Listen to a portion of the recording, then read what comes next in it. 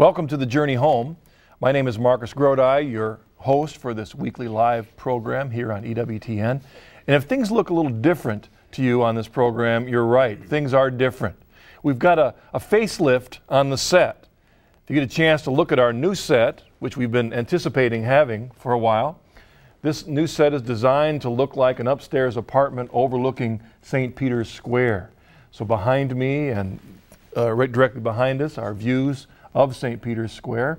And as before, behind the guest is one of my favorite pictures, Rembrandt's picture of the prodigal son. Very appropriate for the topics that we talk about on our program each week. My guest for this program is Father Charles Connor, and he's here to, I suppose, inaugurate a new series, both at EWTN, but also in the Journey Home program. Father Connor is a priest that you're familiar with, who's done many programs on EWTN. He's presently has a series on the network on the history of the Catholic Church in the United States. He's been here all week filming a new series on converts, which is the reason he's here tonight. Father Connor serves as a priest in the Diocese of Scranton. He's at St. Patrick's Parish. Before he was ordained to the priesthood, he received a Ph.D. in United States history. He serves as the historian of his diocese.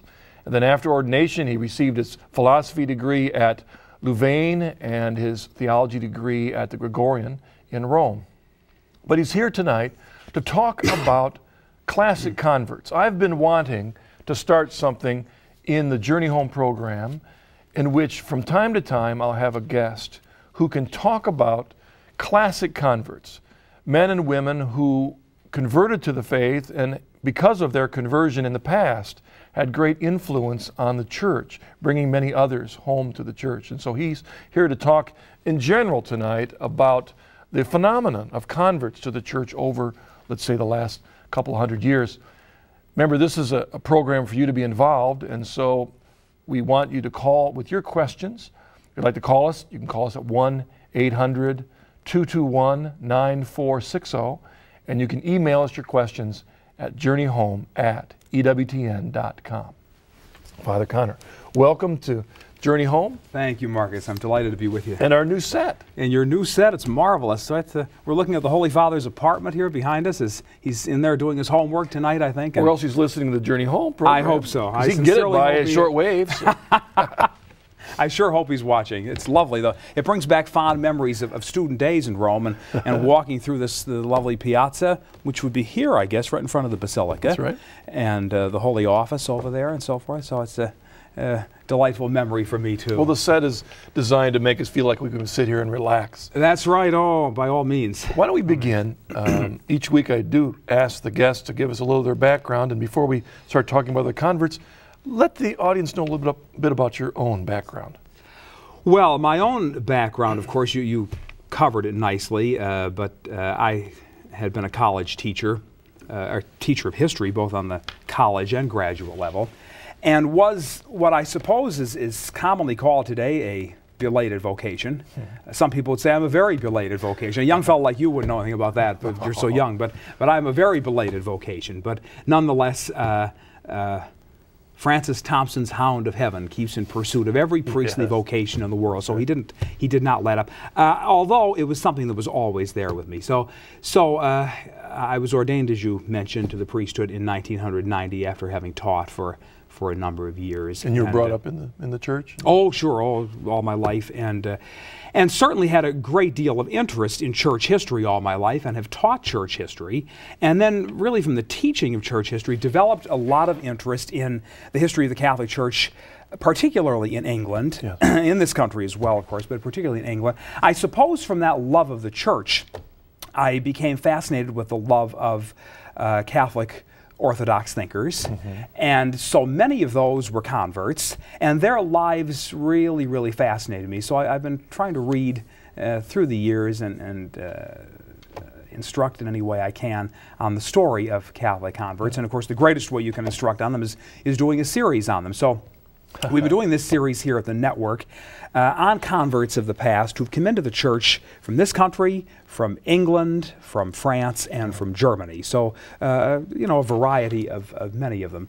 Before we jump into maybe a review of some of the converts you cover in your series, let's first talk about, is it important for us? Why it is important for us, for the audience, to study the lives of these particular converts? Well, it is absolutely important, and it's something I suspect we have not stressed enough in the church in recent years. It's very important for a variety of reasons. First of all, we who have been blessed with the Catholic faith absolutely believe we have the fullness of truth. Now, if we believe it, and we believe it with all our hearts, then it seems we have to be the strongest evangelizers in the world. We have to be, as you say yourself so often on this broadcast, we have to be welcoming people home. That's what your Coming Home network is all about. It's bringing them to what we believe is the fullness of faith. So it's a mandate from the church. We must do this. You know, it's so very important. Also, not only is it an important thing to do, not only is it a great priority in the church to do it, but also it strengthens the faith of Catholics, I believe, of lay Catholic, cradle Catholics especially, to listen to the stories of those who have struggled so hard, who have gone through intellectual journeys, who have had all sorts of personal struggles, who've had great adversities after they came into the church. In other words, they've been ostracized by their friends and by their family, and they've had all sorts of sufferings. And one thing we do not stress enough in the Catholic Church, and this I would like to be very, very clear on and rather strong on, is the tremendous debt of gratitude that we Catholics owe converts. Converts give us, my favorite expression for it is they give us a shot of spiritual adrenaline. Every one of us who've been born and raised with the faith. You know, I've often wondered myself, if I had been born in another tradition, would God's grace have worked that way in me? Now, that's very hypothetical. Who knows how God's grace is going to work in anyone? But the marvel of watching God's grace work in people who make this intellectual journey and have this personal, emotional struggle and tug of war within themselves for years, you know, and come to the fullness of faith. It's not stressed enough, the debt of gratitude we owe to converts. And the reason it should be stressed is not only because converts strengthen us in our own faith, but also because converts, when they come in, history has proven, really and truly make the most devout Catholics. Now, I don't want to be putting down the devotion of those of us born and raised with it, of course not. But believe me, the faith of converts, which you find far more than I do in this contemporary world today, because you're dealing with the contemporary converts, but not that we don't find it, but I mean, you're in the business of finding it. But certainly from a study of converts in the past, historically, the tremendous devotion and the fervor that they have brought to the church, largely because, in many instances, they were very devout, very fervent people in the traditions to which they belonged. So they bring this marvelous spirituality with them and this marvelous love of Christ. In many instances, they bring a tremendous love of Scripture, which had often been lacking, of course, to traditional Catholics in the past. So what they bring with them is a tremendous plus for the church. Father C.C. Martindale was a famous Jesuit convert in England some years ago. And he talked about that. He talked about the great gifts that people from other traditions have brought the church, and he contrasted it with those who leave the church, of which he knew a lot of people. And he said, I have never known anyone who has left who has genuinely understood what he is leaving. Yeah. You mentioned earlier about whether if you had been brought up in another tradition, with the grace. If I would ever have received the grace, I look back, and my wife and I have talked about this, and others have sometimes wondered, why us, or how we could have ever made such a dramatic change. And the reality is that the truth of the church was so convincing to us, and the Spirit had worked in our hearts so strongly that we really couldn't have made any other choice. I mean, it wasn't like we were so brave and so smart. It's that I don't know why, but the scales fell away and God lets us see the beauty of the church. And that's true in the lives of these converts that you talk about. It's God's grace at work, isn't it? The rest of their family just can't get it, why they made this decision. But for them, not only was it so convincing to them, but it was a mandate in their own life that this is something they had to do regardless of what it would bring into their life. And another reason I think it's important for us to study converts, again, for the audience, is that it gives us hope for those in our families that have fallen away or are not in the church. When you hear the lives of some that are brought from areas that you couldn't imagine they could have been brought to the church, it gives us hope. Oh, most that anyone, no matter how lost, can yet be found. No question about it. Why don't we go from there to giving us a bit of a summary of some of the converts that you covered in the recent series that you've completed here at EWTN. Sure. Well, we have looked at a large number of them. As I said at the beginning, we tried to divvy it up between several different countries, ourselves here in America and England and France and Germany. We begin with a lot of converts that people know rather well. For example, most Americans know the life of Elizabeth Bailey Seton, you know, this wife and mother and educator. There was a woman who was looking for a presence, the real presence of our Lord in the Blessed Sacrament, and could not find it until she came to the church. She was attending church in her former tradition one Sunday morning, and she was looking out the window at the Catholic church down the street, and she was longing to be there. Oh, she said, oh my, if only we could believe what these blessed souls believe, that the presence of Christ is with them, that Christ is carried to them when they're sick and so forth. Well, people know Mother Seton. People know John Henry Newman. People may not know the Oxford movement, of which John Henry Newman was a leader. It was a great movement at Oxford University in England. Many of the leaders of the movement, for one reason or another, did not become Catholics, but they influenced so many in England to become Catholics. Well, we look at the movement in this series, and we look at some of those who came into the church as a result of the movement. Then we talk about people like G.K. Chesterton, the great writer, historian, theologian, writer of the Father Brown detective stories, journalist, one of the great minds to come into the church. We look at Monsignor Ronald Knox, the famous Catholic chaplain at the University of Oxford, who gave us those marvelous books, the Mass in slow motion, the Creed in slow motion, Retreat in slow motion, the Gospel. And it's the entire Old and New Testament. Monsignor Knox was... With Chesterton and with Belloc, they were the three great Catholic intellectuals. Belloc, of course, was a cradle Catholic, but Chesterton and Knox, the two great converts. So we look at Chesterton in detail. We look at Rose Hawthorne Lathrop. She was the daughter of Nathaniel Hawthorne, the author who wrote The Scarlet Letter and Seven-Story Mountain. She and her husband, George Parsons Lathrop, both converted to the church. He gave an interesting reason. I don't know that he was speaking for his wife necessarily, but he was talking about the fact that he could not find a proper basis of authority in his former tradition. This is what he found. But you know what else he did? He gave a tremendous description of the doctrine of the communion of saints. And he said that's what brought him into the church. Amazing. It's amazing that the Spirit uses such different things to touch different people. And she, of course, his wife, after he died, became a Dominican sister. And she founded the Hawthorne Dominican Sisters for the care of those suffering from incurable cancer. Well, we look at Jacques Maritain. He and his wife decided if they could not find ultimate truth within the first year of their marriage, they would mutually commit suicide. They had a suicide pact. They found truth through the study of philosophy, and they finally found the fullness of truth. And Jacques Maritain became a tremendous Thomistic philosopher, one who tried to take St. Thomas Aquinas and adapt him to the modern world today. Dr. Carl Stern, a Jewish psychiatrist, he tried to unravel why was what was happening to his people when Hitler and the Nazis came to power. You know, the whole problem, that the tremendous sufferings of the Jews, the Holocaust and so forth. And, you know, he started looking at the prophets and prophetic revelation and came to the idea of a personal Messiah. The Messiah was Christ. Christ began a church.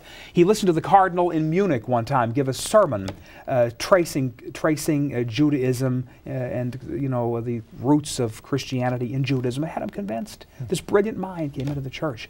We talk about a couple of interesting men who became Passionist fathers. And I'll tell you their story, if I may, quickly. There was a great travel writer by the name of H.V. Morton, and he was in the generalate of the Passionist Fathers in Rome on one occasion. He was being led down a long corridor by a Passionist priest from England. And the priest stopped him right in the middle of, or rather in front of a portrait. And the priest said to H.V. Morton, "Who does that portrait remind you of?" And Morton just stood and glared at it for a moment, and he said, "Well, that's Father Winston Churchill." And the priest said, "Well, in a sense," he said, "you're right." He said, "That's Father Ignatius Spencer, who was the great uncle of Winston Churchill, the Prime Minister." And of course, Father Spencer was a tremendous missionary in England and was a superior of the Passionist Fathers there. Another Passionist Father in this country, who has perhaps even a more humanly interesting story, was a man by the name of James Kent Stone. Fascinating story with this man. James Kent Stone was the son of the Episcopalian Bishop of Boston. And his mother's family name was Kent. She was the daughter of Chancellor James Kent, who had been the Chief Justice of the Supreme Court in New York State. And for any lawyers who may be watching, or those familiar with the legal world, her father wrote Kent's commentaries on Blackstone's Laws of England. Well, this man was raised a very staunch Anglican, of course, took orders in the Anglican Church, and he was a college president at two Episcopalian seminaries in the United States. One was Kenyon, out in Ohio, and the other was Hobart College up in Geneva. Well, when he was at Kenyon, he began to be very influenced by the Oxford movement and reading the tracts of the Oxford movement, you know. And he, one day, his wife, who was a staunch Episcopalian, came into the house, and he was sitting there in the front room of the president's house at Kenyon, and he was reading a poem in honor of Our Lady. His wife burst into tears, and he turned around and said, "Well, what are you crying about?" "Oh," she said, "it's just that someday I know you're going to be a Romanist." And of course, she could not buy this at all. His wife did not live to see him become a Romanist. She died after the birth of their third child. And when he went up to Hobart College in Geneva, New York, to assume the presidency there, he went as a widower with 3 little girls. And he tells a story in his autobiography about lying in bed one early fall morning before the sun came up. He had awakened early, and he was waiting for the bell in the college chapel to ring at Hobart College.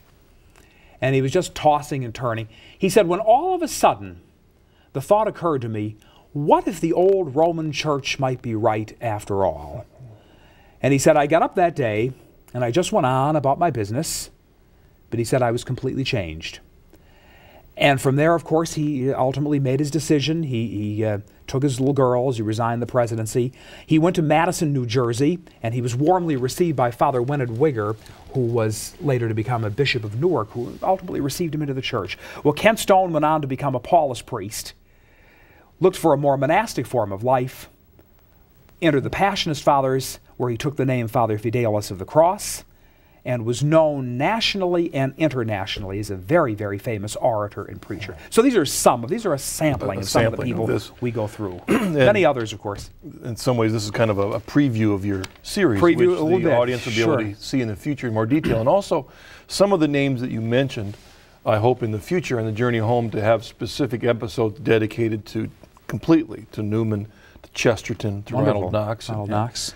And I want to remind the audience to call us with your questions about any of these converts, or maybe why they converted, or other issues. Again, our number is 1-800-221-9460. And if you'd like to send us an email, it's at journeyhome@EWTN.com.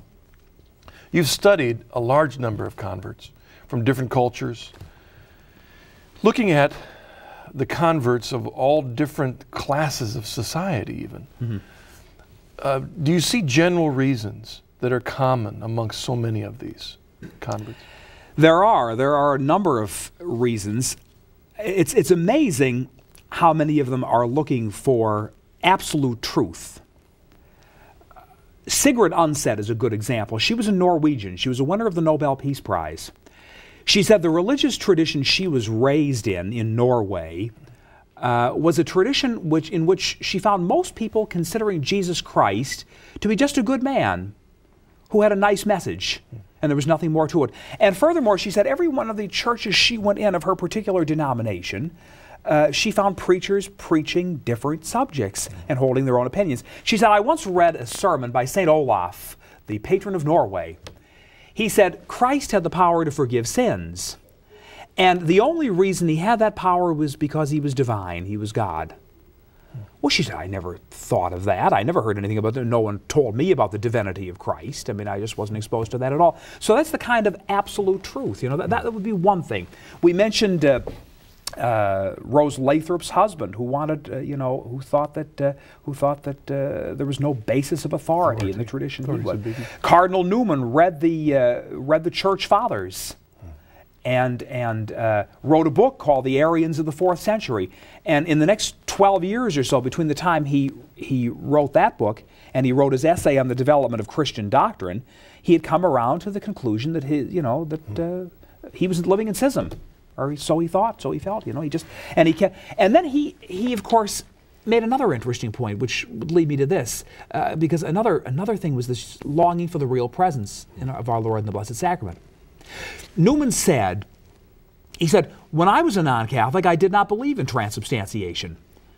Transubstantiation is the doctrine, the teaching of our church, in which we believe that when the priest pronounces the words of consecration over the bread and wine, while the accidents of bread and wine remain, the substance is changed into the body, blood, soul, and divinity of Christ. Well, Newman said he did not believe that as an Anglican. That was not his belief at all. He said, I had no trouble believing that at all after I became a Catholic. The reason he had no trouble believing it was because he said, you either have to accept the premise that the Catholic Church is completely honest in all it is saying, or it's completely dishonest.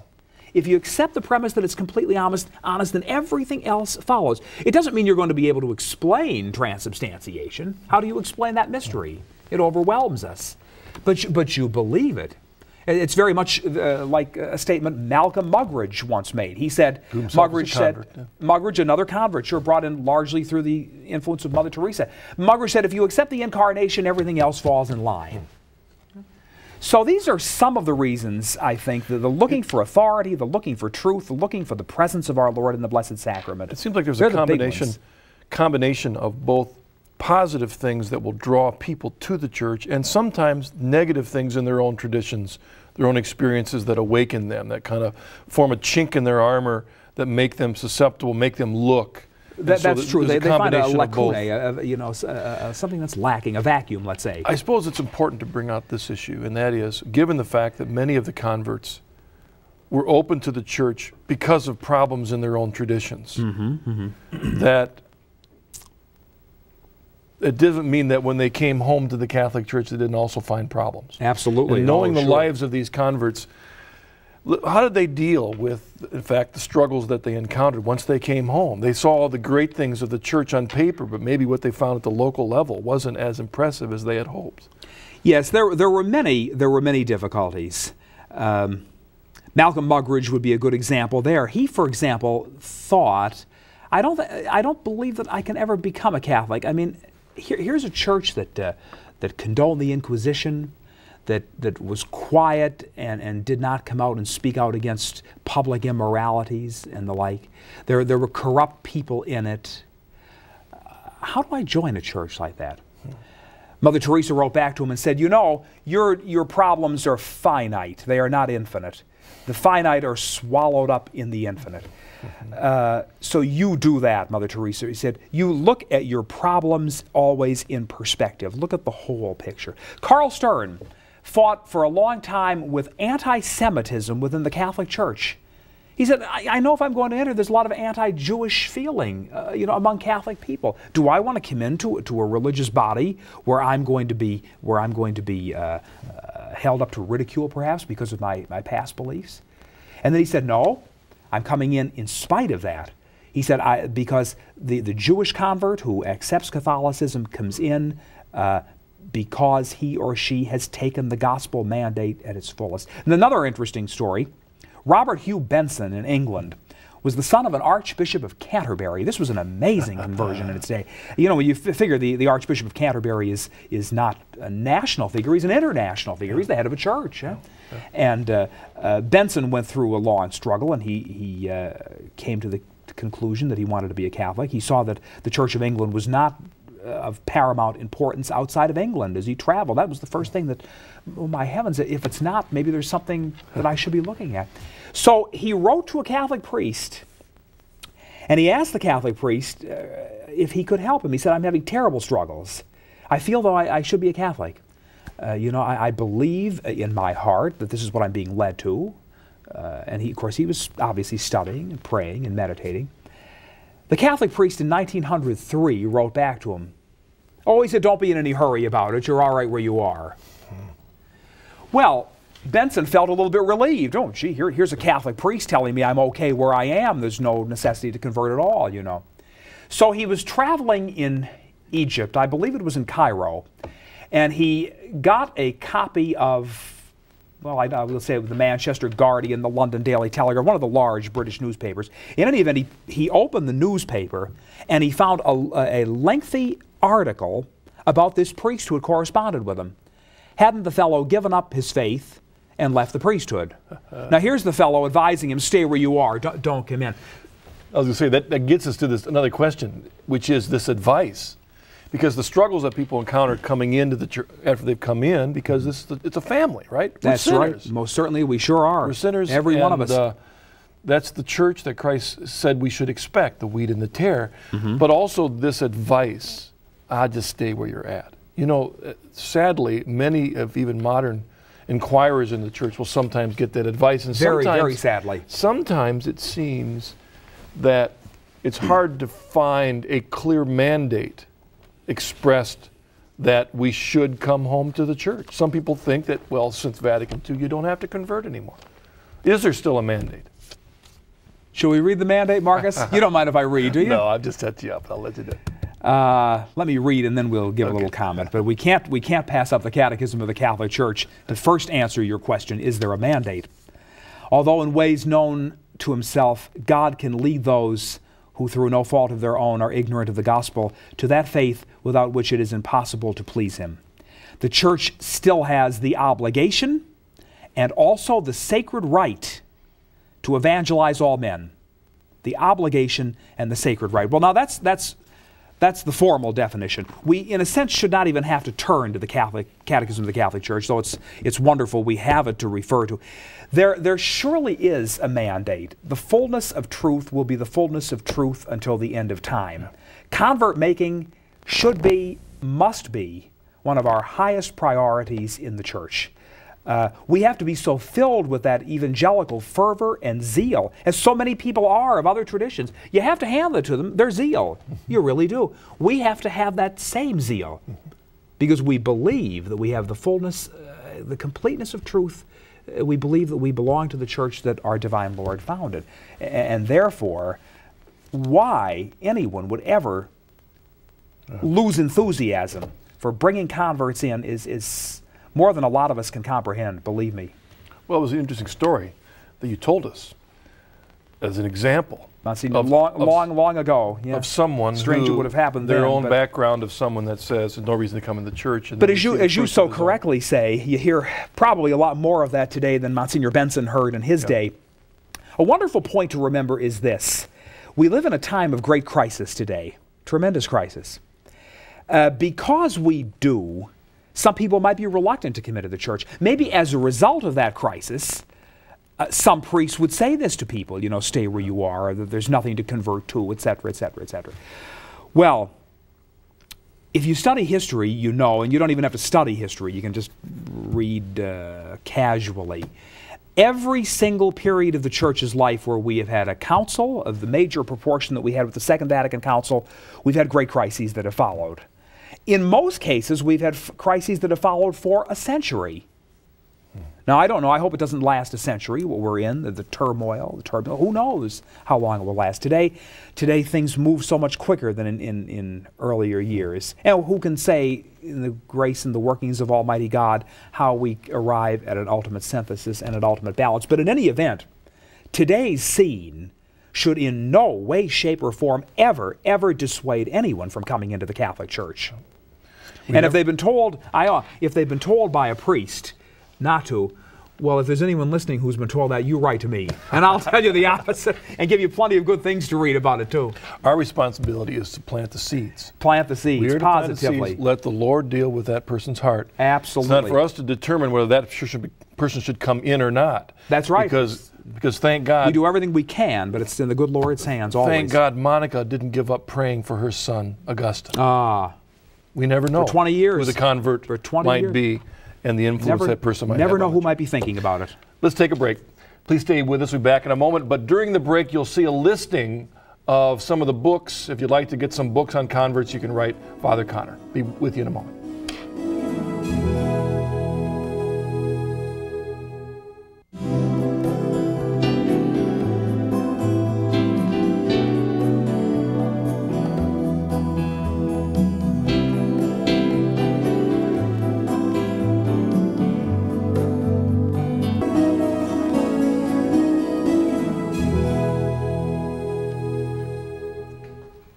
Welcome back to the Journey Home. Father Connor has been filling us in on a lot of the details of what we might call classic converts. Some we've heard of, some are new people to us, but maybe some surprises, like Hawthorne's daughter is a real surprise.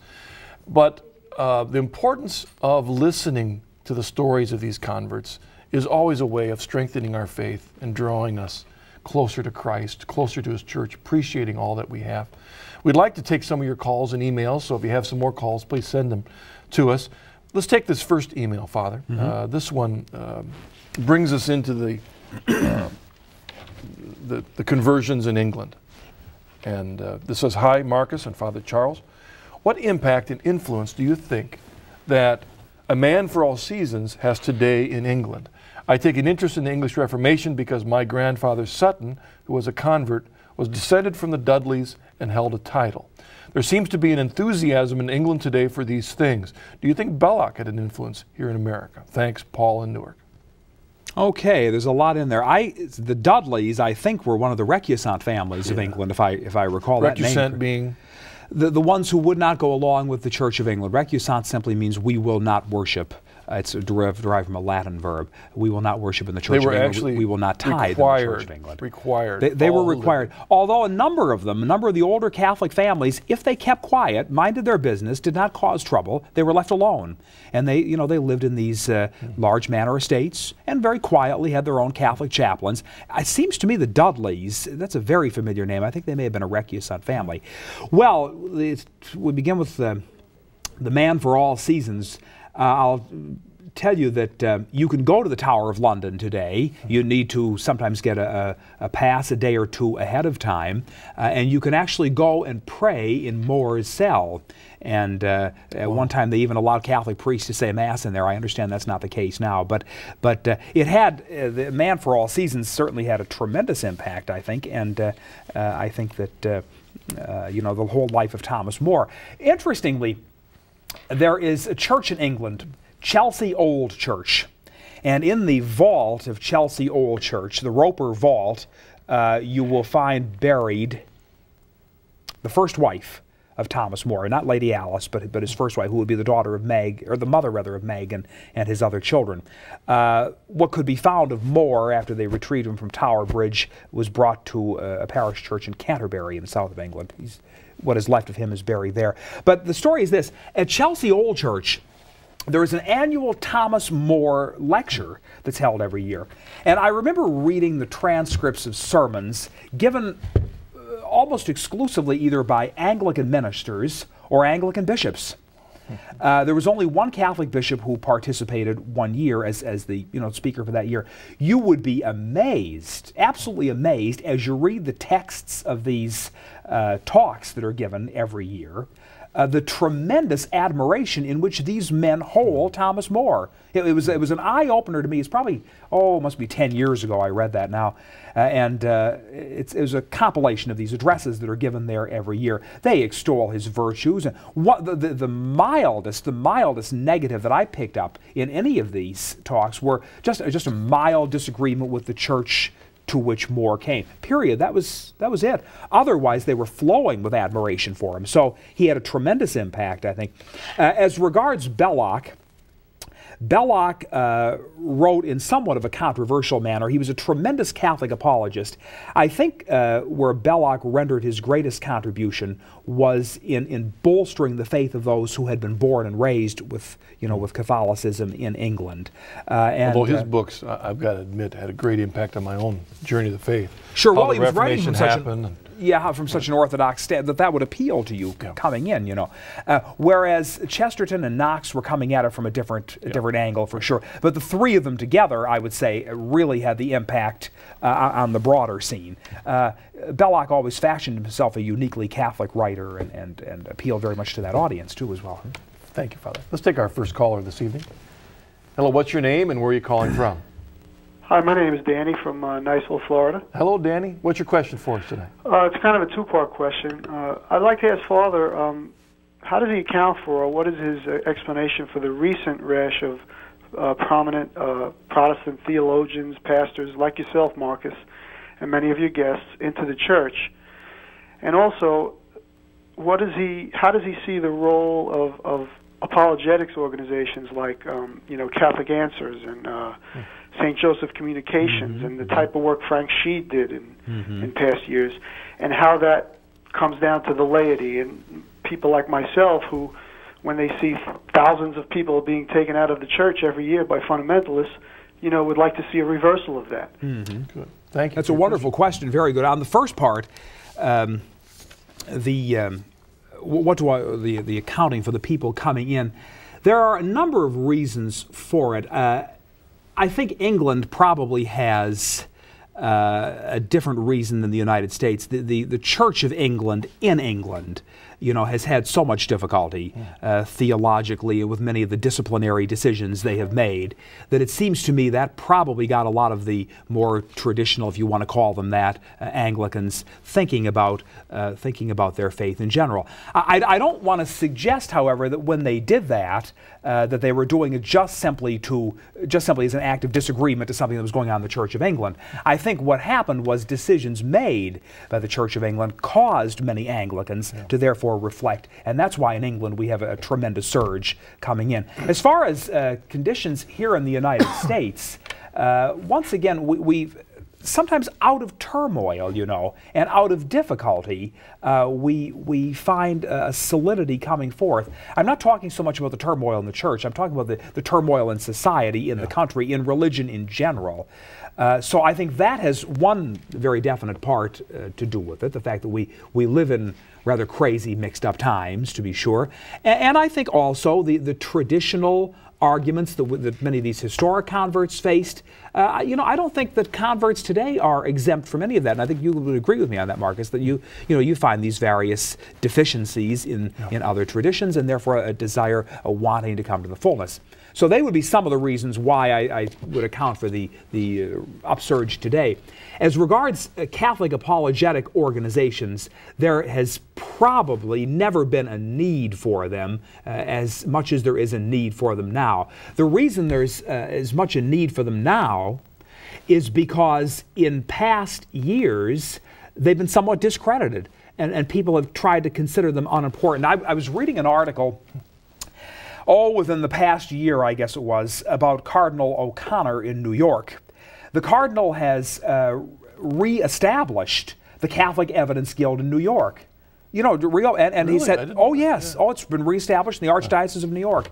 And apparently he's having a lot of success with, having people volunteer. Not long ago, I was in London, and I went to Hyde Park one Sunday afternoon, and there was a saintly old Dominican priest up on Preacher's Corner in Hyde Park, and they have the platform, the sign Catholic Evidence Guild over it, the crucifix coming up out of, and there's this Dominican pounding away, and of course, still as it was in Frank Sheed's time, the hecklers are down in the audience on Hyde Park, and they're, how do you know this, and how do you... Now Sheed had tomatoes thrown at him, I think. I didn't see this poor fellow getting anything thrown at him, but the work goes on.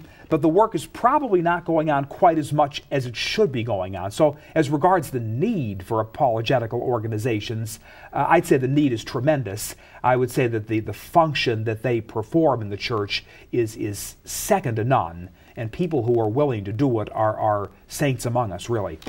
Maybe to add just a couple things to what you've said there from my experience with the Coming Home Networks. Networks. Yes. Well, it seems that because there's such a surge in the United States of evangelicals, both laity and clergy considering the Catholic faith, I think part of the reason is that in evangelicalism, there is a very sincere commitment to Christ and a seeking for truth. Positively. Following scriptural truth, even historical truth. So you see that, this desire. But there's also a recognition because of the media, because of never in the history of the world has information been so readily available to us.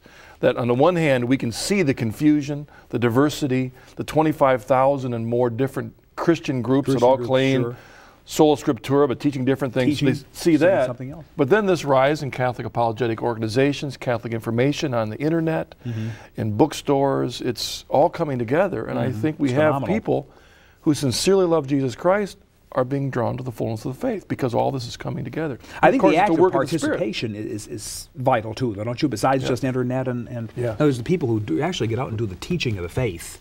That's tremendous. That's right. And that's something we in the church, of course, have been so used to for so long. Well, let's take our next email. Dear Father, I have heard a little about Dorothy Day and the Catholic worker movement, but do not know much about her conversion. Can you please share a little about what brought a modern woman into the Roman Catholic Church? Thanks, Chris. Yes, indeed. Dorothy Day came from a background of no religion at all to speak of, no particular background, whatever. And she was very influenced from her earliest days in many of the politically liberal causes that she was known for and fighting for justice in different areas and all the rest of it. She was converted in this way. She was going down to Washington one time with a group from New York. They were going down to protests and various things. One of the things actually was to agitate to get women the right to vote. This is prior to World War I. And they were protesting to such an extent that they were put in jail. And after she was put in jail, she went on a hunger strike. And she and some others. And the ones who went on the hunger strike were placed in solitary confinement. Well, she knew very well that there was not a whole lot to do in solitary confinement, and they certainly were not going to give her much to read. So she decided she was going to ask for a Bible, and they gave her the Bible. And she sat there very slowly, very meditatively praying over the Psalms. That was the very first beginning of a conversion. Then she went to work on various communist newspapers, actually they were. And she went out to Chicago, and she boarded with a Catholic family in Chicago.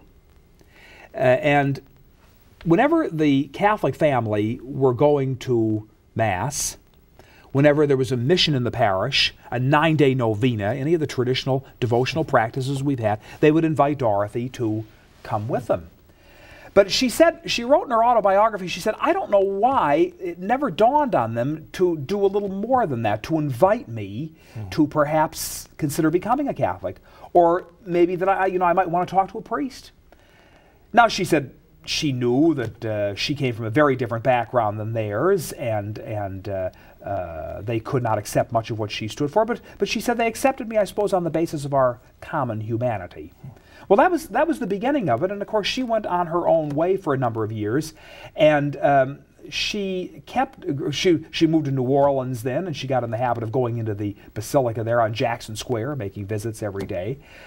She began reading on her own and talking to Catholic people. You know, it was just a desire on her own part.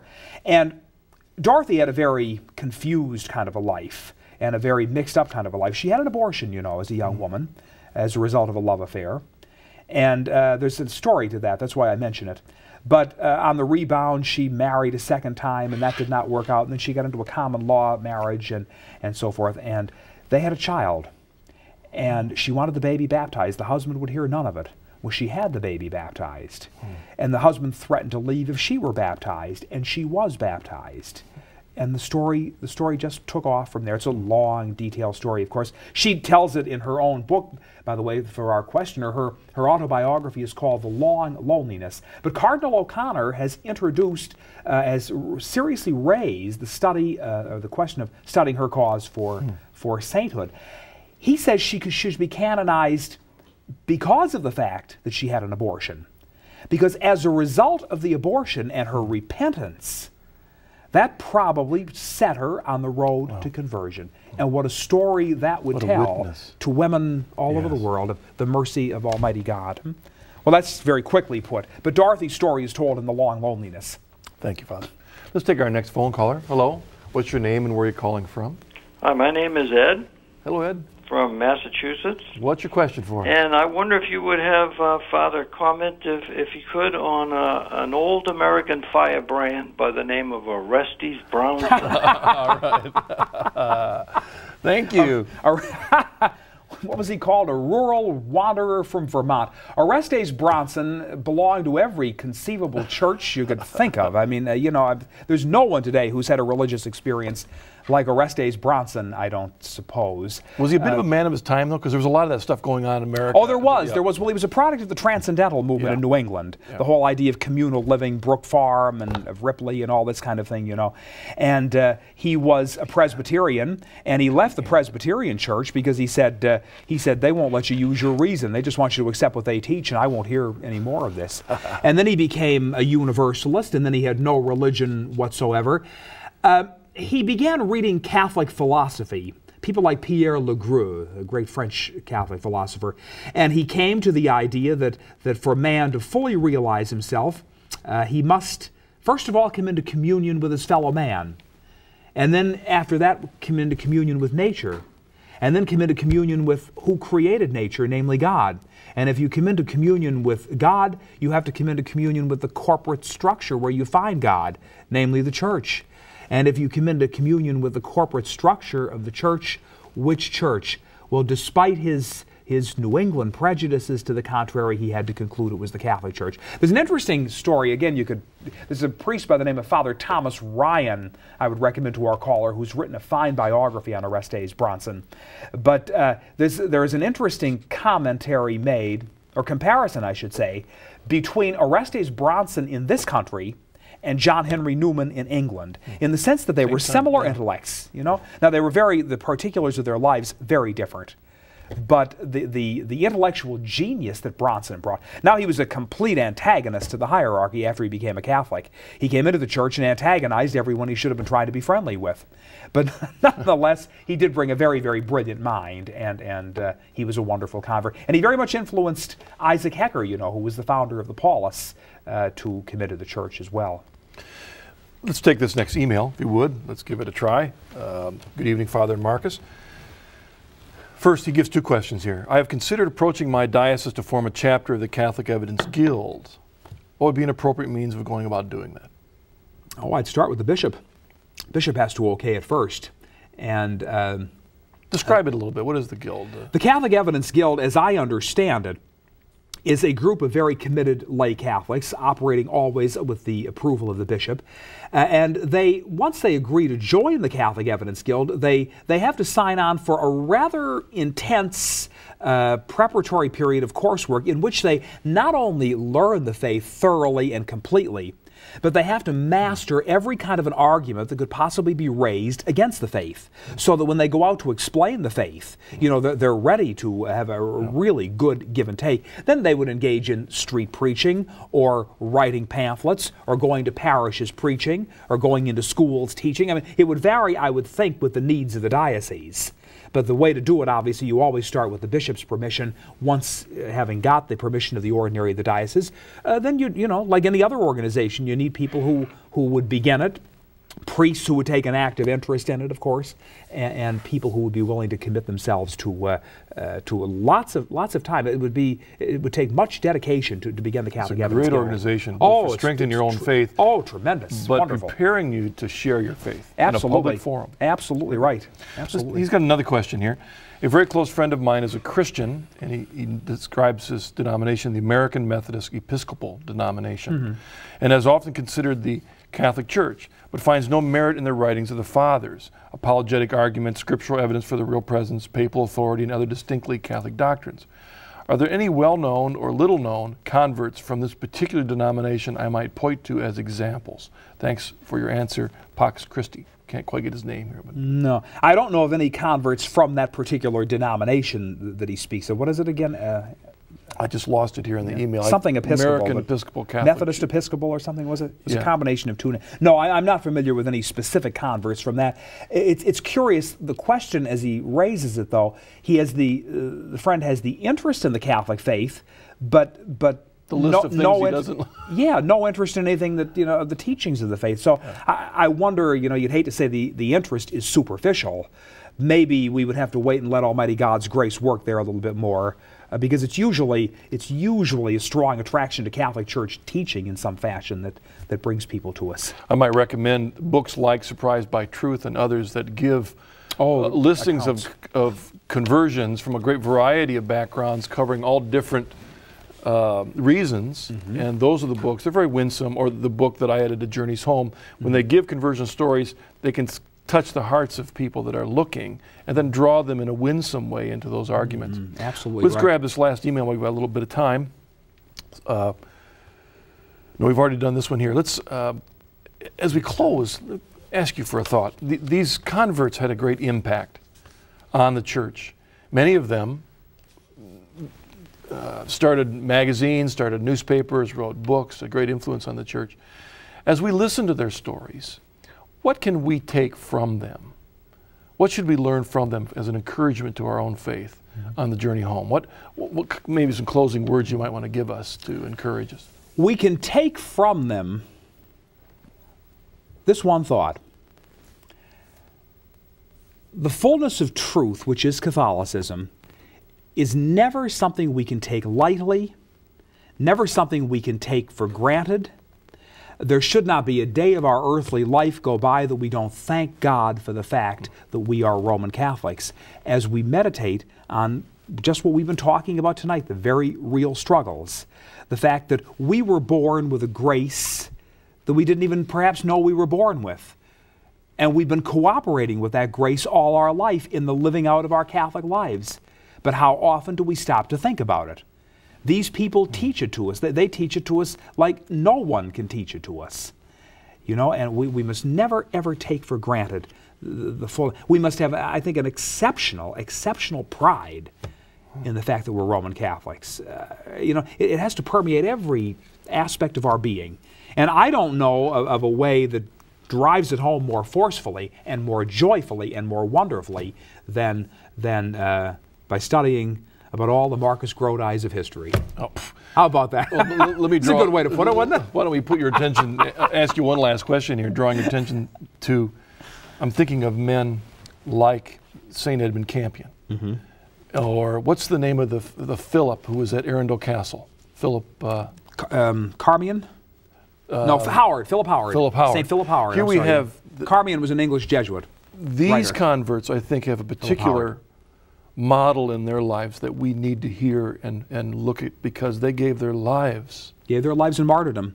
The 40 martyrs of England and Wales, they were all graduates of the English College in Rome. They were very, very holy people. We were talking before the show, perhaps it would be good to mention that every year on the Sunday after Easter, there is an organization in London called the Guild of Our Lady of Ransom.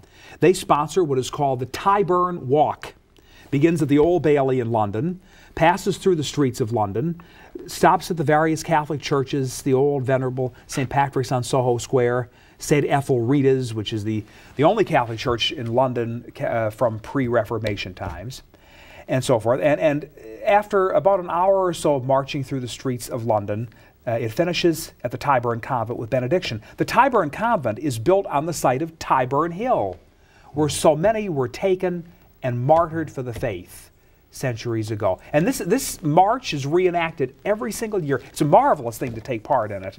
and to be part of it. Literally. And the witness of their lives is outstanding, Marcus, really is. It is, and I'm so impressed by the story of someone like St. Edmund Campion. I've mentioned it a moment yes. because Evelyn Waug's wonderful book on him. And wonderful book, and I think in there as a model for us, maybe as some closing words for the journey home tonight, to think of a story like St. Edmund Campion, who was one of the bright lights of England during Elizabethan time. The idea that he was going to be one of their great scholars, but in the midst of that he's converted, leaves England, goes to France, becomes a priest, becomes a Jesuit, has a cushy job. He's teaching at a church in Poland. He could have stayed there the rest of his life, but he couldn't let go of his desire to go back to England to share the fullness of the faith with the separated brethren there. Also strengthening the recusant Catholics who were trying to survive. He comes back to England. He offers a great dare to Elizabeth, but eventually finds himself in the Tower and beheaded for his faith. You and I may not die for the defense of our faith, but we're called to always be ready to give a reason for the hope that is in us, because in fact, this church is worth dying for. It's worth giving all that we have. But maybe really you and I are called to give a strong defense of our faith to our family and our friends so that they can know in the fruits of our life that we love Jesus and His church. Thank you for being with us on the journey home.